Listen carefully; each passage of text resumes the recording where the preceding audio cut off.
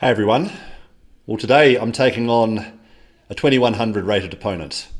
So this is a player of my own level. I'm going to take you through my thought process, exactly what I'm thinking at every stage of the game, so that if you're aspiring to get to this level or close to this level, that you'll be able to see how I think and be able to build some of that into your own play. So at the start of the game, we're playing according to the opening theory. This is an open Sicilian. White played knight f3 on move 2, followed by d4 on move 3. And all of this is something that I've memorized. This is the knight off variation, which is my preferred way of playing against the open Sicilian. And this is known as the main line with bishop to g5. Actually, this is probably the sharpest way that white can play against one of the sharpest ways that black can play in the Sicilian. So the move f4 is looking to create pressure in the center and on the king side. Now the theory move here is bishop to e7 and queen to f3 comes next. You can see how quickly my opponent is playing because all of this is something that he has memorized, no doubt about it. That's what it takes to get to the 2100 level. If you're going to play these sharp openings, you do need to know your theory. Now I also know my theory, so knight to d7 and white is castling. Interesting how white is really wasting absolutely no time with any of these moves. He's just playing the moves instantly because he does know what he's doing. So what's going to happen here? Well, one of the things about this opening is that white has got these pawns already advanced on the king side and will probably look to play g4 and maybe h4 next, particularly if I were to castle kingside. So castling kingside is actually very dangerous in this line. And for that reason, I'm actually going to look to castle queenside. So starting with the move knight to b6, this has the idea of being able to develop the light squared bishop, clearing the back rank to enable queenside castling. One concept in chess is that you don't want to give your opponent what they want. And here, white, I think, wants me to castle kingside because then he gets a big attack. So white is playing a waiting move here, king to b1. This is often a bit of a safer square for the white king than c1. It gets the king off the c file, so there can be no tactics involving the black queen. And also, the dark square diagonal sometimes towards c1 can be a problem for white. It also defends the a2 pawn. So in general, king to b1 is a waiting move, improves the position of the white king slightly. I think white is just waiting to see what I'm going to do here. He's hoping that I'm going to castle kingside, I think, in which case his plan becomes clear to push pawns on the king side, but he doesn't want to do that until I've committed my king one way or the other. Now, I'm ready to castle queenside. I also don't need to be in a rush to do this necessarily, because I can now do this at any time. Now, white has gone ahead and initiated a capture on f6. This is a bit unusual, honestly. Usually I have to provoke that move, but white has just gone ahead and done it anyway. So I'm actually quite happy with this trade in general. It gives me a strong dark squared bishop on this diagonal, although white is probably going to force me into trading it off pretty soon with the move g5. But this is a good moment for me to castle queenside. So let's do that. Got to be a little bit careful about this pawn on d6 because with the bishop no longer on e7 guarding that pawn, it's on f6 instead. This pawn can be a little bit weak, but just at the moment it's fine, defended by the queen. Now if we get g5, then I'm going to capture the knight on d4 and potentially look to play queen to c5. So let's just imagine this. g5, bishop takes d4, white takes here, and then I play queen to c5, attacking the white rook. And well, actually, in this case, white might look to support the rook by bringing the other one over to d1. But we're getting this line, so we're going to get this capture. And now I actually have to decide whether I do play the queen here or not. Yeah, in some cases this is an idea, but I've actually just noticed that there's something a bit different about the position. Often, when I play this queen to c5 idea, white's light squared bishop is still on f1, meaning that white is unable to support the rook. So it's important when you're playing the early middle game to notice slight differences in the position versus what you might have been used to.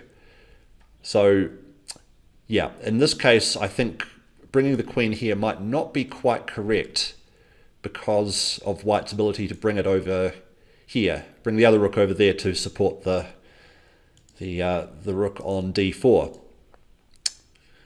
So yeah, that's a difference in the position versus what I was perhaps used to. And now I think I might actually go ahead and make a slight improving move of my own, bringing my own king over to b8, because now I don't really like the fact that my queen and king are on a semi-open file with a white rook hanging around on the 4th rank. It's guarded at the moment, but sometimes prevention is the way to play. So king to b8, a bit similar to white's idea of putting his own king on a slightly safer square. And we've both got some time now. Like, I probably should be looking to slow down the moves that I'm playing, because this is not a blitz game, this is a rapid game, and because we've played the first 15 moves so quickly, we've actually gained quite a bit of time on both of our clocks. Now, the move rook to d1, I thought that this might happen, and I had the move prepared already, and that move is bishop to c6. So by moving the bishop over here, I guard this pawn on d6 with an extra piece. And white is continuing to play quickly. It's a sign that he knows this well, I suppose. Maybe there's some thought of moving the rook and attacking the knight, possibly. Another move that you can often look to play here is d5, if I've got enough support on that. Let's see, d5, if he takes, I can take back with the knight. If he took back with his knight, I got this one, and I'm fine. Yeah, so part of knowing an opening is also knowing the middle game ideas. And the move d5 is often a move for black in many Sicilians, because what black gets in this opening is a central majority. At the very start of the game, if we just go back, you can see that white trades their d-pawn for the black c-pawn. So the black c-pawn is gone, the white d-pawn is gone. That gives black a central majority, and it means that sometimes black is able to play d5. So this is the move that I'm looking at now. But if I'm taking this seriously, I would want to do a double check, calculate, make sure that there's not a problem with this move, because pawn breaks in the center can be risky. And let's do a double check. Well, let's see. d5. If he takes, then I can take back. If he takes with the knight, then I take back with the bishop. The question is there anything after that? I don't think there is. In fact, I think it actually improves the bishop's position. Trading off this knight for this knight would appear to be a good trade for me, because this knight is influencing a lot of central squares. It may even have ideas of coming in here at some point, not now because it's well covered, but I like the trade of this knight for this knight if I can provoke white into doing that. So this is the move I'm going to go for. It is also possible that white could look to close the center with e5, in which case I'd need to come up with a different plan. Maybe shifting the rook over to the c file in that case, because then wouldn't have much point of having the rook on the d file if we get the move e5. That would put a clamp on the center and mean that I could perhaps look to play on the semi-open c file. But this is a sort of position where there's a lot of tension, and one false move can spell disaster for either player. So this is the kind of critical moment of the game.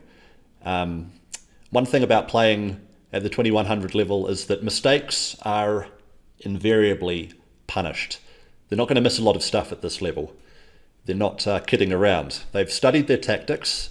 They know all about tension. They know all about small improving moves. And so to win at this level, you need to be performing the same way. But that's what's challenging about it, and that's what's fun about it, of course. You know, it's fun to challenge yourself and pit yourself against strong opponents, or at least I think it is. Like, someone who's reached 2100 has been studying chess for years. They're definitely not a beginner. They're not an intermediate player. They've studied their theory. They've studied their middle game ideas. Probably they've studied quite a bit of endgame as well. So it's good fun to play these guys. If you're looking to improve your own results in chess, whatever your level is right now, maybe you're around 1,000, or maybe you're around 1,500, or maybe you're closing in on 2,000 and wanting to get there, then just to let you know that I do help adult improvers with one-on-one coaching to improve their results in the game. So if you have interest in that, you want to improve your chess and you enjoy the way that I see the game and explain things, go ahead and click the link in the description below. We can see if working together will be a good fit. Okay, so we do get this move rook to b4. I thought we might see this, and indeed it is what we get. So the knight is now attacked twice, both by the queen and by the rook. So the question is how to react to that. One possibility is to put the knight here. Now there is an immediate thing you've got to calculate with that, and that is bishop takes.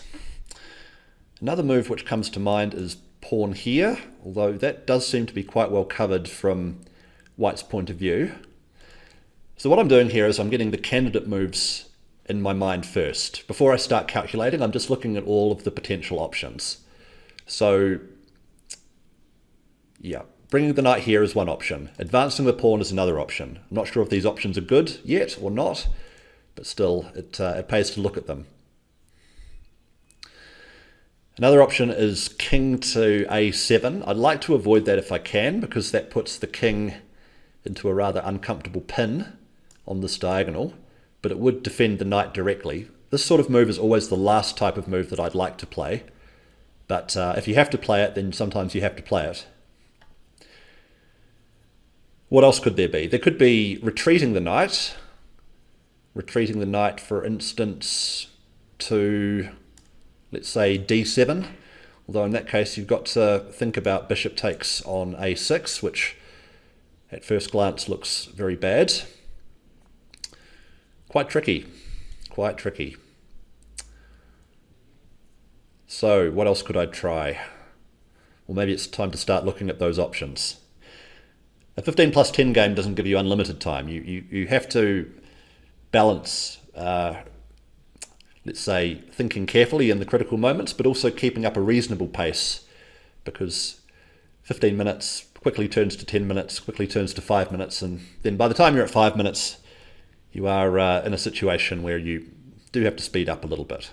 Okay, so king to a7. I don't like that move, but it does defend the knight, and it might allow me to, let's say, capture on e4 next, and that could present white with some problems given this open d file.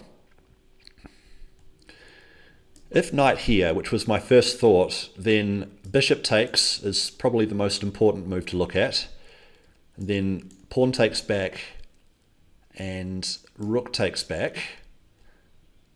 There can be a check here at some point also, which could be met with knight takes. I'm also keeping an eye on this f pawn. Like if I can divert the queen somehow, then there could be the possibility of capturing here. Advancing the pawn seems to just lose it. Take, take, take. And what next? Does seem to just lose that pawn, doesn't it? What am I missing here? The way that white's played is a bit unusual, so I don't know, I'm just a little bit trying to double check that I'm not missing something obvious here. Like the mindset is to attack undefended pieces. The rook is undefended, but it's also got a threat. So if I try and threaten it, then it'll just capture. I really don't like the move king to a7, but I might have to play it.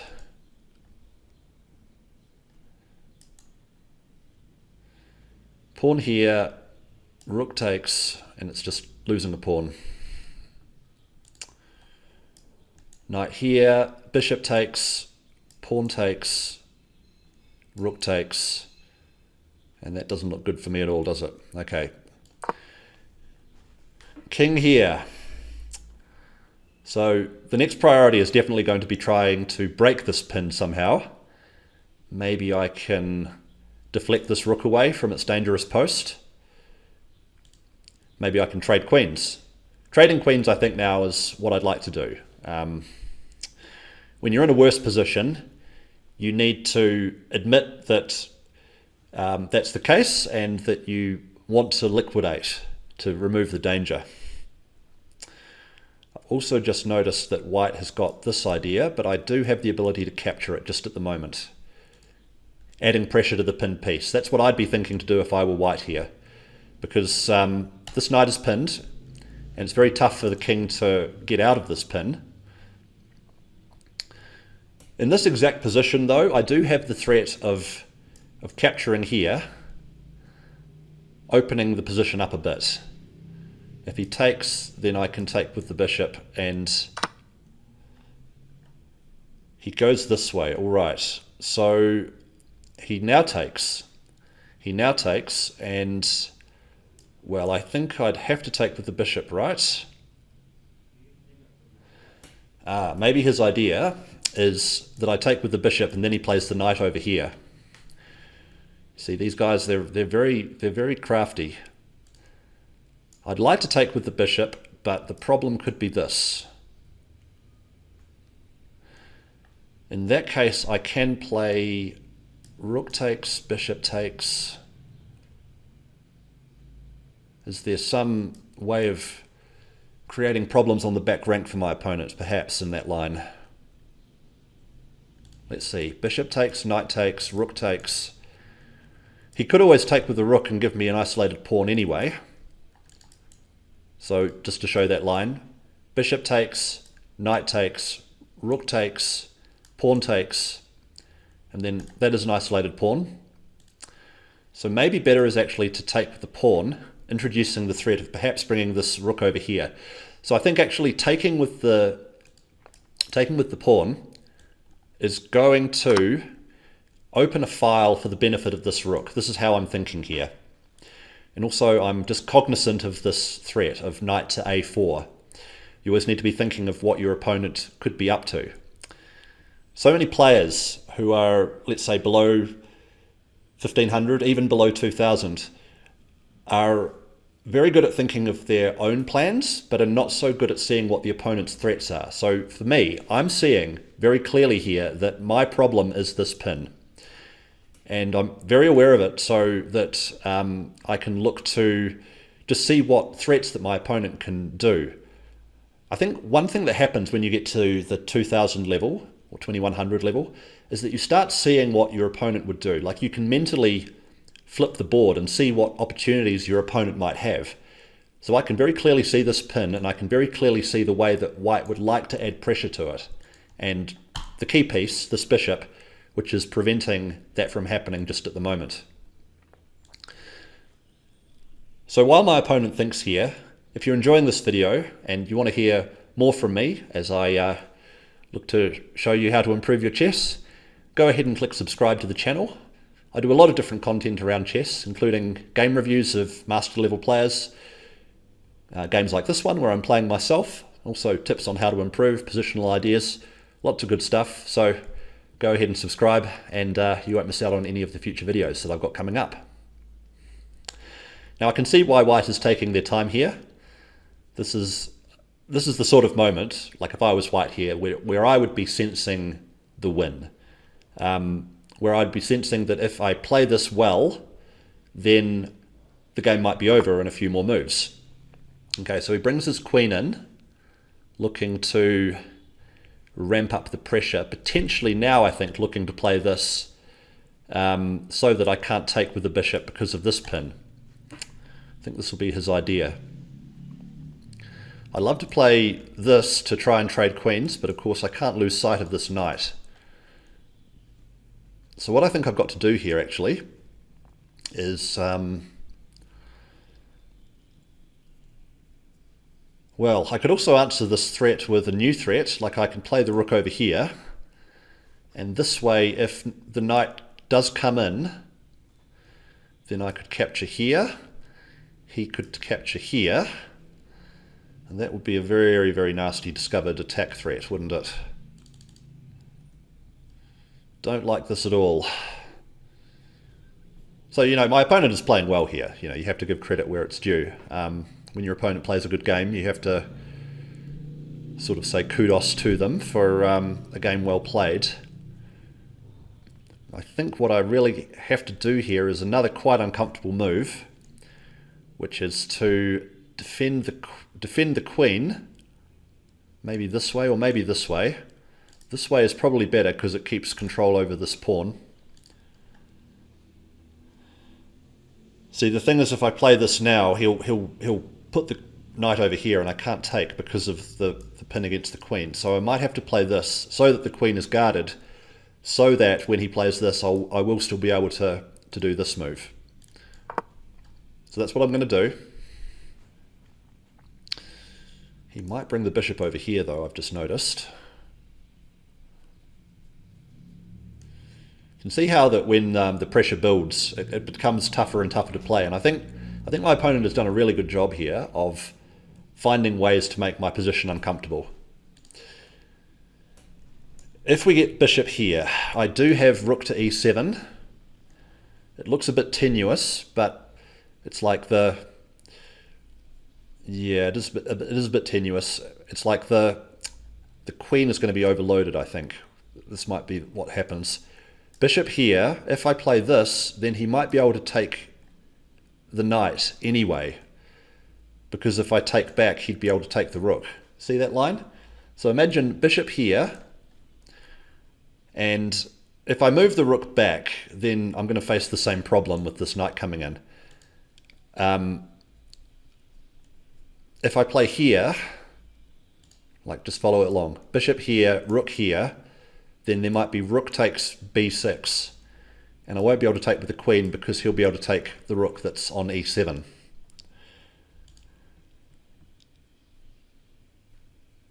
So maybe, what else could there be? If he does play the bishop here, I think this is the move that I've got to be worried about. Bishop here, let's say rook here, then knight here, and I still can't really move this bishop, can I? This might be how the game's going to end. This is the move I hope we're not going to see, but of course it is probably the move that we will see. Because my opponent's taking their time here, and rightly so.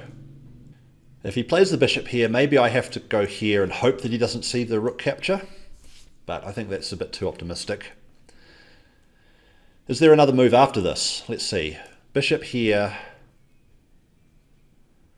Can I play a critical move like this one?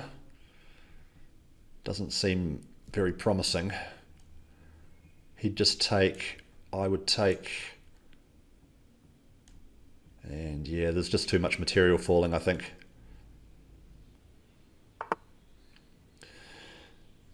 Okay, so we didn't get the bishop coming down. Instead we get the pawn coming down, which also looks quite dangerous at first. Let's see if there's a way that I can face this, because the threat, of course, is to play a5. The move that I was worried about was bishop to g4, but this also looks quite strong at first sight. Let's see.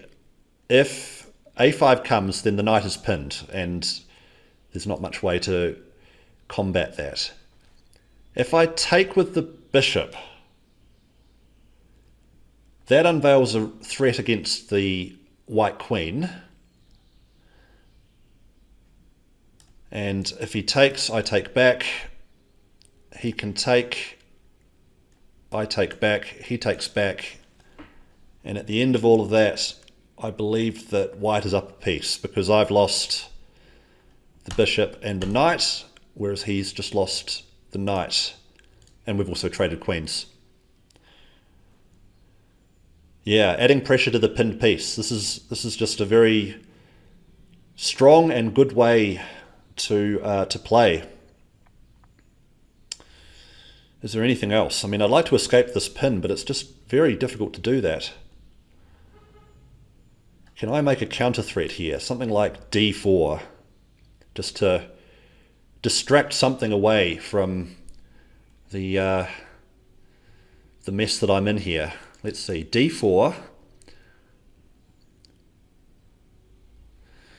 Because usually when you're facing with such a dire situation, going defensive doesn't work. Like I think we can see this. If I capture here, then it's simply a queen trades and eventually taking on this square. So I think counterattacking is probably correct. And I am down to reasonably low time on the clock. And yeah, he's gone for this one, which of course is very good and very strong, because I actually don't have time to take this knight because of the threat of pawn takes on b6. See how quickly he played that? I mean, obviously he saw this coming too. Now, is there... You always want to do a double check in such positions before resigning, because, you know, no one ever won a game by resigning, as they say. And that is absolutely true. So, before I resign, let's see. Can I take here? Let's say he does take here. And I just get out of the way. He takes the queen. Is there something...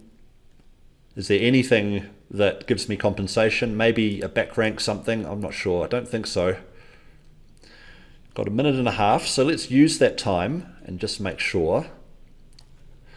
Maybe the thing to do is actually to just move the king out of the way so that this doesn't come with check, although it does still come with a threat against the queen is the problem. So here, takes here, I've lost the knight, and then I could take here. The problem is I still don't have time to take this knight because he'll take the queen. Ugh, not a good position. Not a good position, Nathan. This is pretty bad. Okay, I'm just going to have to try and go for this and see if I can get him in a time scramble somehow. So the knight is going to be lost. My hope is that I'm going to be able to get his knight, but it's probably a pretty forlorn hope. If he takes with the pawn, the problem is that the queen is attacked, so I don't have time to take the knight. If he does take with the pawn, what can I do instead? Well, maybe take this pawn, and then I've at least got a pawn for the piece, but it's not really enough, is it?